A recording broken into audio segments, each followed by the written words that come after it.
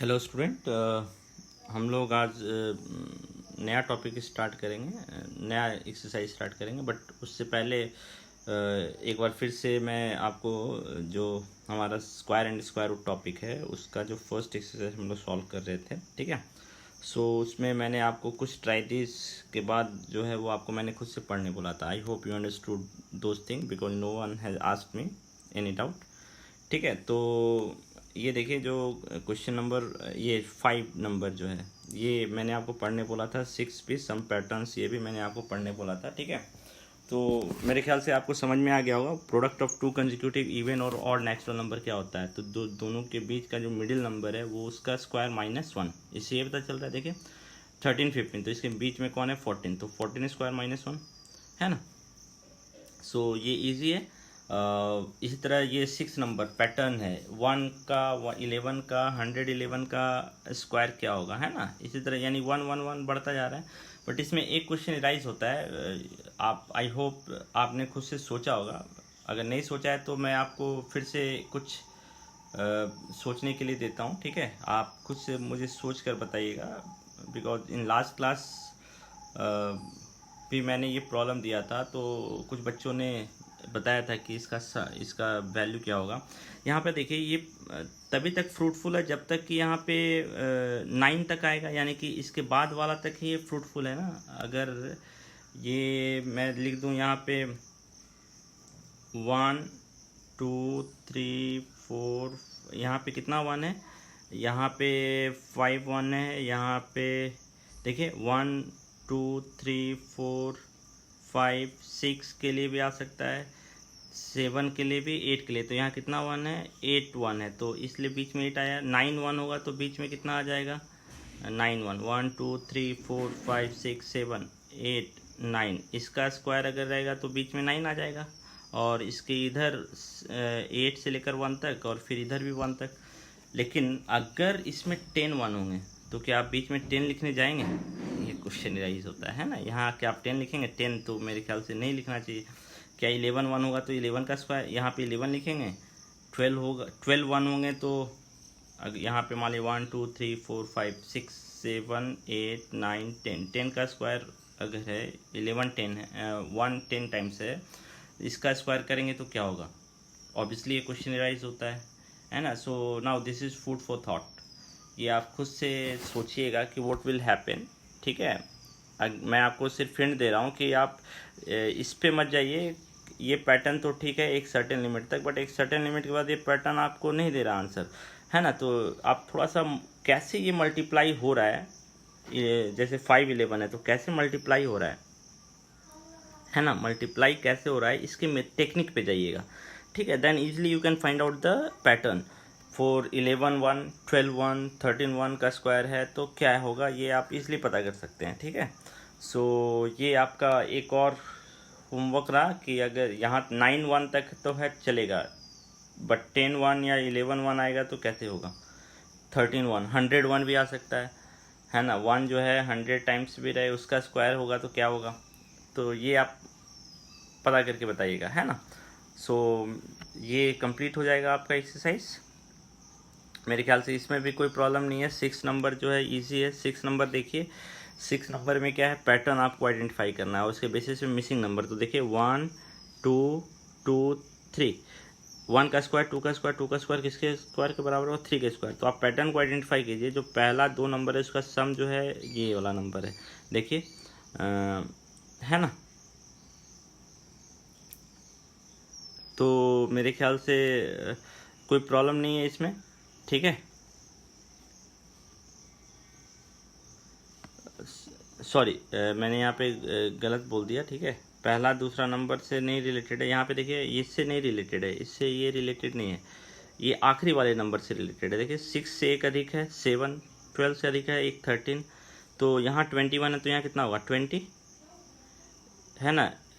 और जो तीसरा वाला नंबर है ये पहले दोनों का सम है, देखिए मल्टीप्लिकेशन है ना। 2 3 जा 6, 3 4 जा 12, 4 5 जा 20, है ना। तो यहाँ पे क्या होगा 5 6 जा 30, और ये हो जाएगा 6 7 जा 42, और यहाँ हो जाएगा 43, है ना। सो ये एक सिंपल था पैटर्न, सिर्फ आपको आइडेंटिफाई करना था, ठीक है। सो मेरे ख्याल से इसमें कोई प्रॉब्लम नहीं है। अब नेक्स्ट जो आते हैं वो आते हैं finding the square of a number. हम लोगों ने तो 1 से 30 तक का बोल दिया था आपको याद करने के लिए, बट इन जनरल किसी भी नंबर का स्क्वायर कैसे पता करेंगे उसका ये मेथड दे रहा है, ठीक है। तो पहला फॉर्मूले पे आते हैं हम लोग, finding the square of a number, एक नंबर के स्क्वायर को कैसे पता करेंगे, ठीक है। सो एक नंबर का स्क्वायर अगर हमको पता करना है तो ईजिली हम पता कर सकते हैं, ठीक है। स्क्वायर हमको पता करना है तो मान लीजिए इसके लिए हमको पहले कुछ आइडेंटिटीज को, आइडेंटिटी जो हमारा है वो है a प्लस बी का whole square, a plus B का होल स्क्वायर। तो ये आइडेंटिटी के हिसाब से क्या answer, a square plus 2ab plus B square.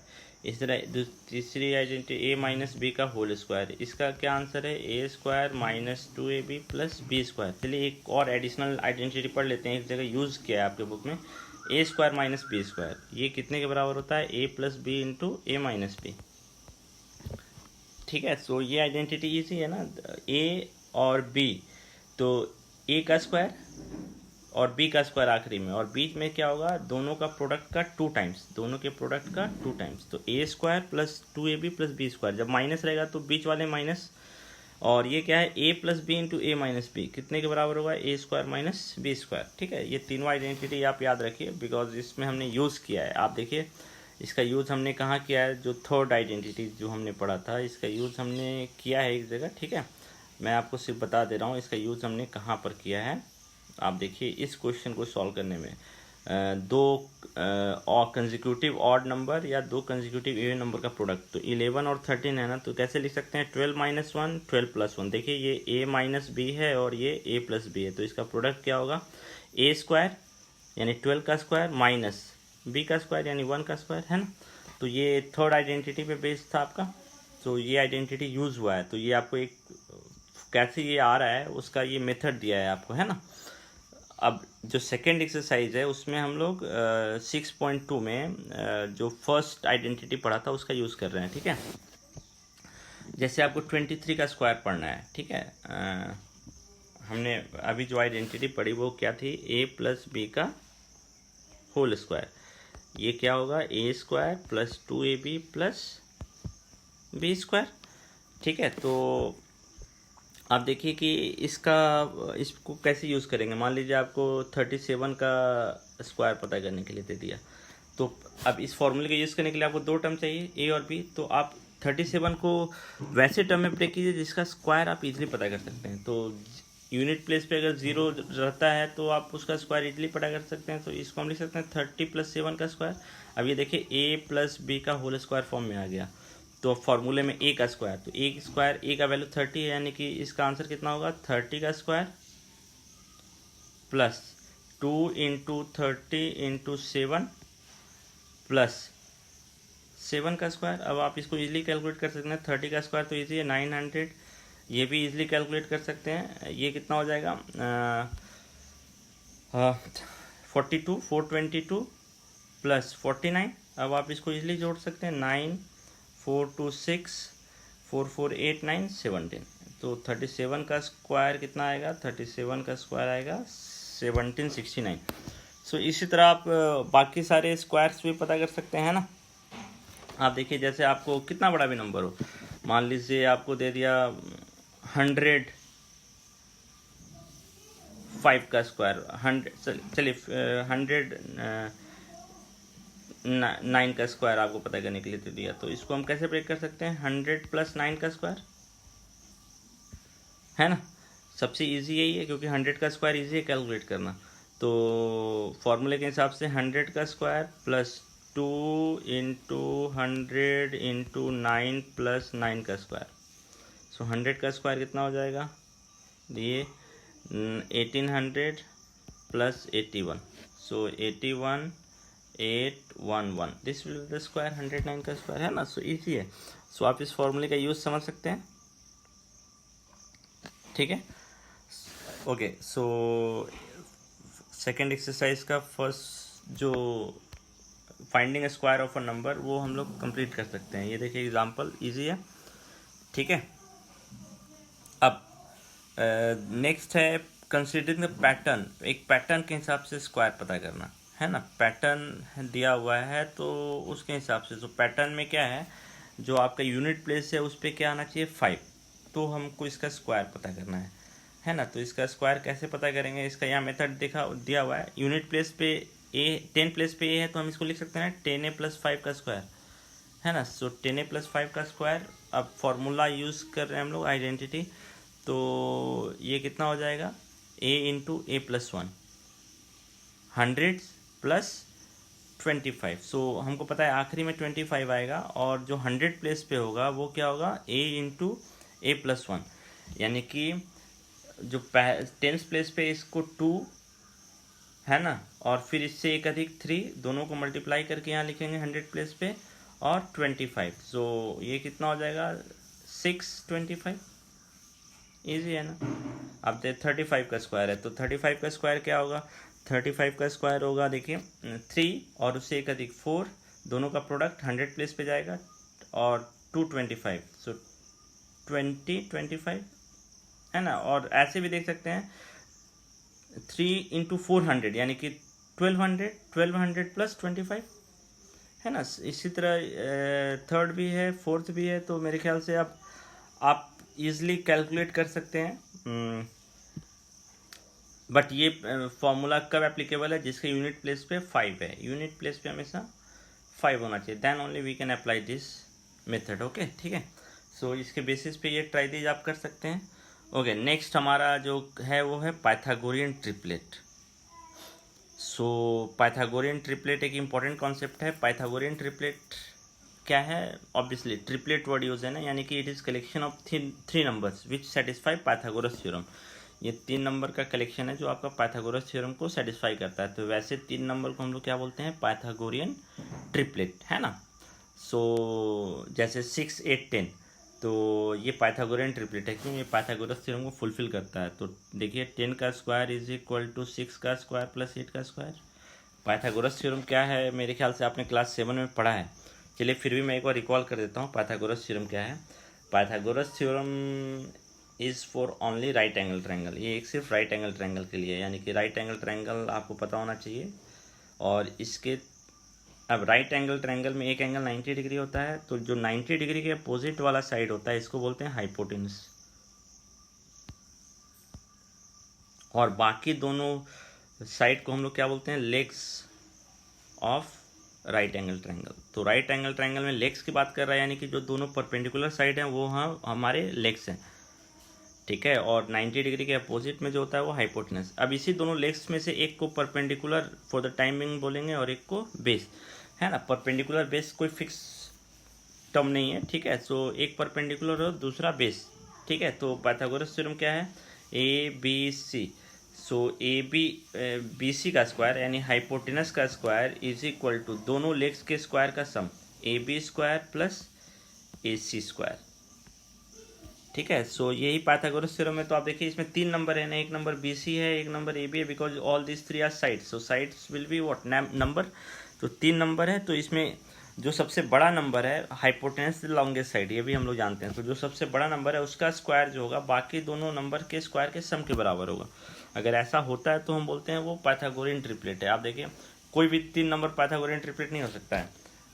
2, 3, 5, 2, 3, 4 ये पाइथागोरियन ट्रिपलेट नहीं है। सबसे बड़ा नंबर 4 है, तो हाइपोटेनस इसी को होना चाहिए 16²। ये कितना हो जाएगा 4 + 9, इसका सम इसके बराबर नहीं है, ये 13 आ रहा है, जबकि ये 16। ये नहीं कि ये तीनों पाइथागोरियन ट्रिपलेट नहीं है। दूसरा देखिए 3, 4, 5 क्या ये पाइथागोरियन ट्रिपलेट है, चेक कर लीजिए। 5 का स्क्वायर और इधर 3 का स्क्वायर और इधर 4 का स्क्वायर, सम देखिए ये 25 आएगा, ये 9 आएगा, ये 16 आएगा, ऑब्वियसली ये इसके बराबर है ना। तो यानी कि ये तीनों जो हैं पाइथागोरियन ट्रिपलेट हैं, ठीक है। So you can easily identify Pythagorean triplet.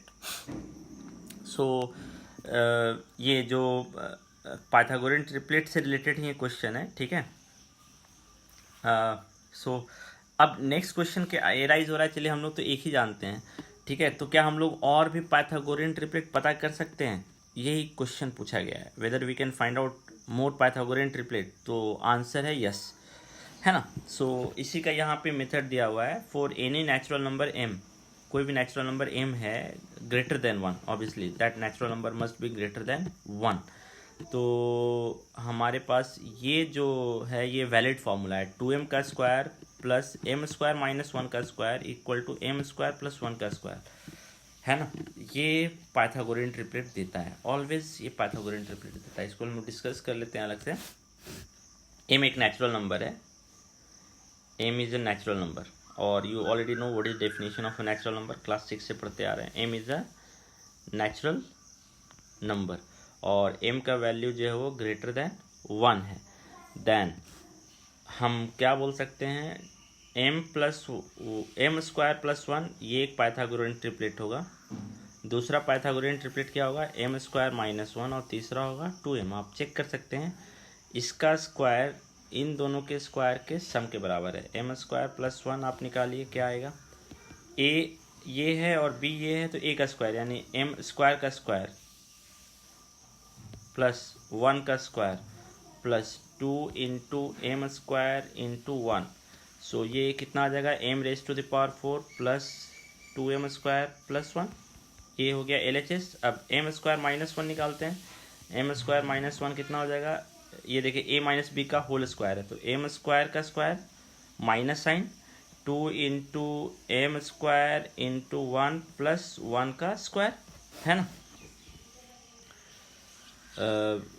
मेरे ख्याल से कोई प्रॉब्लम नहीं है, ठीक है। सो ये कितना हो जाएगा, m raise to the power 4 minus 2m square plus 1 और 2m का स्क्वायर, 2m का स्क्वायर कितना हो जाएगा, 4m का स्क्वायर। अब आप चेक कर लीजिए कि इन दोनों का सम क्या पहले वाले के बराबर आ रहा है।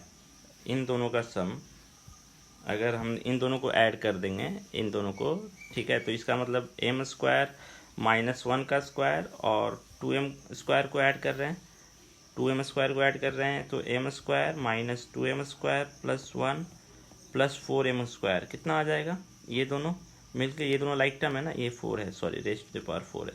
सो ये कितना आ जाएगा, m raise to the power 4 plus 2m square plus 1, and now you can see this is equal to this one. So हम बोल सकते हैं ना कि ये हमेशा पाइथागोरियन ट्रिपलेट देगा। So we can easily identify that m square plus 1 का square is equal to m square minus 1 का स्क्वायर प्लस 2m स्क्वायर, है ना। So we can easily say that m square plus 1 and m square minus 1 and 2m are Pythagorean triplet, है ना। ये Pythagorean triplet है। सो अब एक example ले लेते हैं। एक पाइथागोरियन ट्रिपलेट आपको पता करना है, तो आप ध्यान रखिएगा m का वैल्यू जो है वो ग्रेटर देन 1 है, 1 से बड़ा आपको m का वैल्यू लेना है नेचुरल नंबर में। यानी m का वैल्यू अगर 2 लेंगे तो पहला पाइथागोरियन ट्रिपलेट क्या आएगा, 2 स्क्वायर प्लस 1, है ना, m स्क्वायर प्लस 1 ना पहला पाइथागोरियन ट्रिपलेट, तो 2 का स्क्वायर 4, 4 प्लस 1 5, पहला पाइथागोरियन ट्रिपलेट 1 5। दूसरा पाइथागोरियन ट्रिपलेट क्या है, m स्क्वायर माइनस 1 यानी कि 2 का स्क्वायर माइनस 1, तो 4 माइनस 1 3। और तीसरा पाइथागोरियन ट्रिपलेट 2m यानी कि 2 इंटू 2 यानी कि 4। So we already know 3 4 5 are Pythagorean triplet. So हमारे पास एक मेथड आ गया ना पाइथागोरियन ट्रिपलेट पता करने का, है ना। अब मैं इसी को कंटिन्यू करता हूँ। अब पाइथागोरियन ट्रिपलेट पता करने का ये सबसे अच्छा मेथड है। एक और भी मेथड है, अगर आपको मान लीजिए कि पाइथागोरियन ट्रिपलेट पता है, पाइथागोरियन ट्रिपलेट पता है ना 3 4 5, तो हम अब बहुत सारे पाइथागोरियन ट्रिपलेट पता कर सकते हैं अब बिना पहले वाले फॉर्मूले का यूज़ करके। कैसे, इसी में आप अब एक नंबर से मल्टीप्लाई करते जाइए, बट जो नंबर से मल्टीप्लाई करेंगे वो पॉजिटिव नंबर होगा और नेचुरल नंबर होगा, है ना। तो 3 4 5 नेचुरल नंबर से मल्टीप्लाई कीजिए, 1 से मल्टीप्लाई करेंगे तो ये रहेगा, 2 से मल्टीप्लाई कीजिए 6 8 10, ये भी पाइथागोरियन ट्रिपलेट है। 3 से मल्टीप्लाई कीजिए इसमें 9 12 15, ये भी पाइथागोरियन ट्रिपलेट, यानी कि एक नेचुरल नंबर से मल्टीप्लाई करके भी हम लोग बहुत सारा पाइथागोरियन ट्रिपलेट पता कर सकते हैं। आप इसमें आप 4 से मल्टीप्लाई कर दीजिए 12 6, इसमें 4 से मल्टीप्लाई हुआ, इसमें 2 से, इसमें 3 से, देखिए इसमें 2 से मल्टीप्लाई करने पे ये 3 से, ये 4 से मल्टीप्लाई करने पे आया। अब 5 से मल्टीप्लाई कर दीजिए तो कितना आ जाएगा 15 20 25। तो so now you can see we can find out many Pythagorean triplet, है ना, जस्ट बाय मल्टीप्लाइंग। ये आपको तो स्टार्ट करने का मेथड दे रहा है, ये जो है ये फॉर्मूला स्टार्ट करने का मेथड दे रहा है और नीचे वाला जो मेथड है वो आपको कंटिन्यू कर रहा है ना। सो आप दोनों मेथड याद रखिएगा पाइथागोरियन ट्रिपलेट पता करने का, ठीक है। So now we can find out many Pythagorean triplet, ठीक है।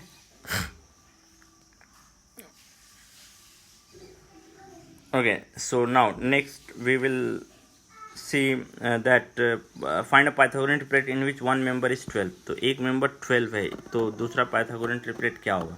तो आप एम स्क्वायर का वैल्यू पता कर लीजिए। देखिए यहाँ पे एम स्क्वायर का वैल्यू पता कर लीजिए, बट यहाँ पे एम स्क्वायर 13 के बराबर नहीं हो सकता है, क्योंकि 13 जो है परफेक्ट स्क्वायर नहीं है, एम स्क्वायर तो परफेक्ट स्क्वायर है। इसका मतलब इस केस में हम पाइथागोरियन ट्रिपलेट नहीं पता कर सकते हैं, ठीक है। आपने ऐसा सॉल्व करना सीखा है क्लास 6 में, मैं एक बार रिकॉल कर दे रहा हूँ फिर भी।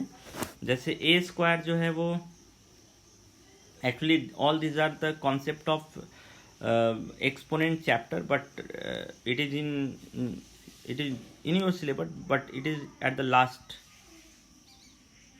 I think it is last or second last chapter, so obviously it will, right now we don't know the whole concept।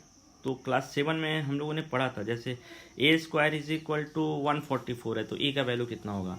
तो आप देखिए पहले आप चेक कर लीजिए कि आपका जो राइट हैंड साइड है वो परफेक्ट स्क्वायर हो, तो ए स्क्वायर इज इक्वल टू 12 का स्क्वायर, तो ए का वैल्यू इधर भी स्क्वायर है इधर भी स्क्वायर, तो ए का वैल्यू कितना होगा 12, है ना। सो ऐसा हम लोगों ने सॉल्व करना पड़ा था, ठीक है। सो इसके और भी एग्जांपल देख लीजिए, जैसे X square is equal to मान लीजिए 196 है, तो X square is equal to 14 का स्क्वायर लिख सकते हैं 196, तो एक्स कितने के बराबर होगा 14 के बराबर होगा, है ना। तो इसके बेसिस पे आप जो है वो सॉल्व करके देख सकते हैं। तो यहाँ पे लेकिन एम स्क्वायर जो है वो 13 के बराबर नहीं हो सकता, क्योंकि 13 किसी का स्क्वायर नहीं है, परफेक्ट स्क्वायर नहीं है। तो हम बोल सकते हैं डायरेक्टली कि यहाँ पे एम को सॉल्व करना पॉसिबल नहीं है। तो आगे देख सकते हैं एम को यहाँ पर सॉल्व करना पॉसिबल नहीं है। तो चलिए एम स्क्वायर तो पता हो गया ना, एम स्क्वायर पता हो गया, तो एम स्क्वायर प्लस 1 12 के बराबर ये पॉसिबल नहीं है। तो इससे हम नहीं बोल सकते हैं कि एम स्क्वायर जो होगा और 12 माइनस 1 के बराबर होगा, है ना, इससे पॉसिबल नहीं है।